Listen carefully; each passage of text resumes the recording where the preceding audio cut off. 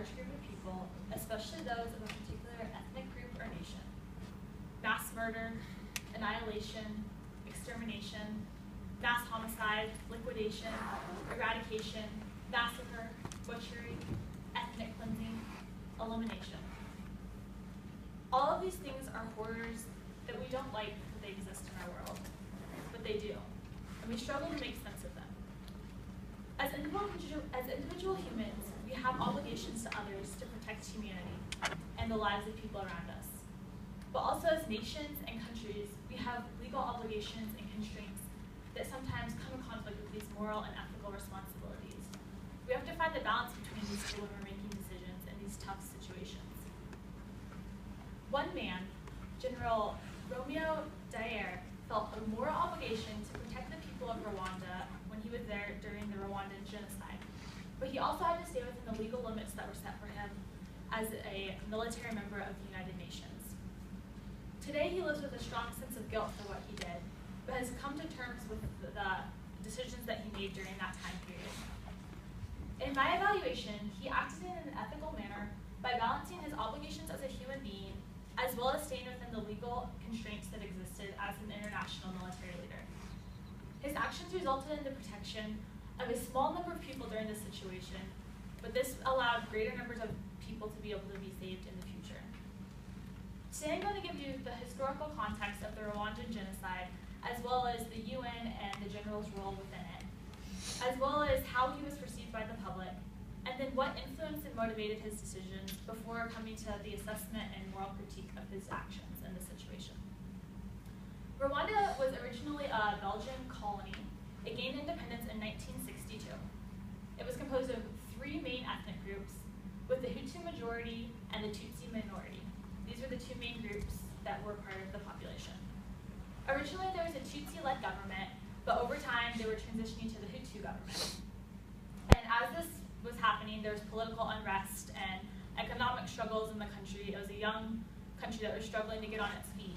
And as they were transitioning from this Tutsi, which was a minority government, to the Hutu government, there was a lot of unrest going on, and the Hutu were starting to blame the Tutsi for all the problems that were existing in Rwanda.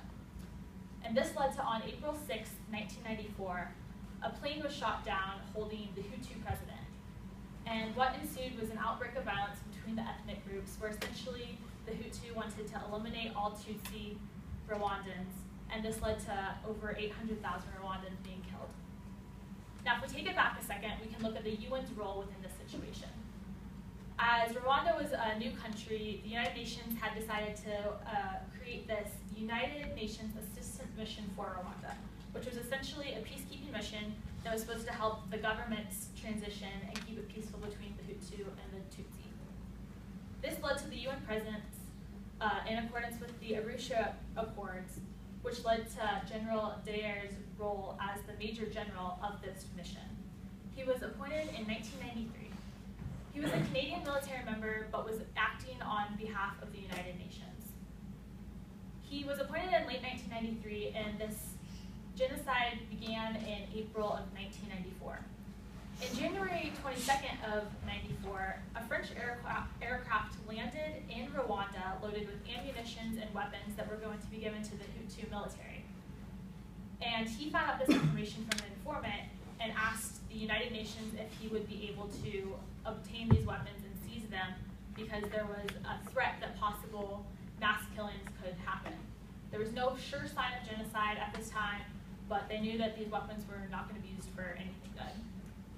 His request to seize these weapons was denied, and he followed these orders that were given to him and did not seize the weapons. As a result, the Hutus used these weapons to essentially ethnically cleanse Rwanda of the Tutsis.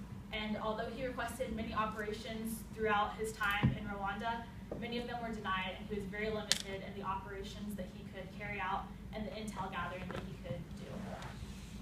Throughout history, there's kind of two sides to it. Mainly, he has been praised for what he did in Rwanda, because he did fight off the Hutu paramilitary that was present and was causing these troubles.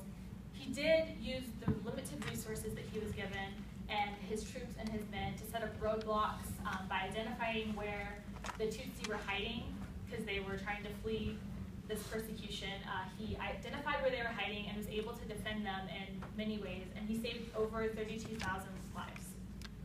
So this is the side that most people in the picture of history view, that he did these great things. But there's also the issue of, could he have done more? Well, there are a lot of events influencing why he acted in the way he did. The main one was the lack of UN support, which the UN support was based on a lack of support from the nations. There were other world problems going on and other conflicts around the world that nations were involved in, and they were a little hesitant to get involved in the Rwandan problems. And because of this lack of support, the UN didn't really have the support it needed, and as a result, he was unable to receive the resources, the military members, the troops. He was not receiving what he needed in order to actually combat what was going on.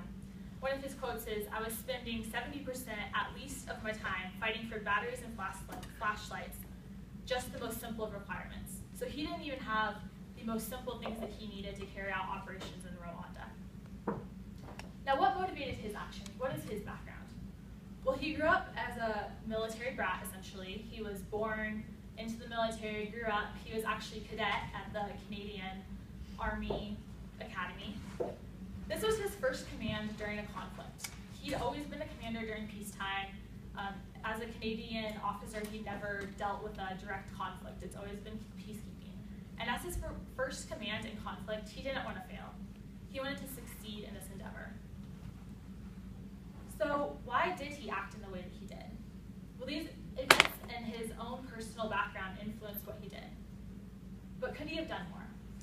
My assessment is he did what he did with what he was given.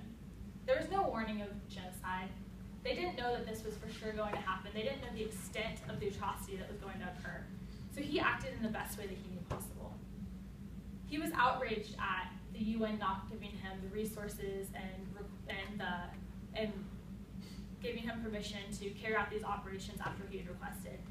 He was basically a commander without the authority or the resources that he needed to do what he wanted to do. In my moral critique, I think he could have done more by disobeying the orders, but protecting the power of the UN and international relations is more important than him disobeying that order.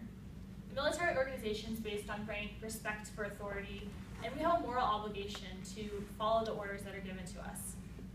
His orders were lawful, and he needed to carry that out in order to protect this military organization, and in essence, the UN as a whole. The UN, though there's a lot of things that might be messed up with it, and we struggle to maintain this international peace, it is an important component that we need to be aware that it does do a lot of good in the world. In conclusion, I think that he acted in the best way that he could possible under the limits, and he still managed to save many lives and perform great acts of moral courage in this situation. Sometimes genocide doesn't make sense, and it's a difficult thing to come to, but it has had a lasting effect on him. I'm going to leave you with a quote by him. He says, "Rwanda will never leave me. It's in the pores of my body. The soul is in those hills. My soul is in those hills. My spirit is with the spirits of all those people who were slaughtered in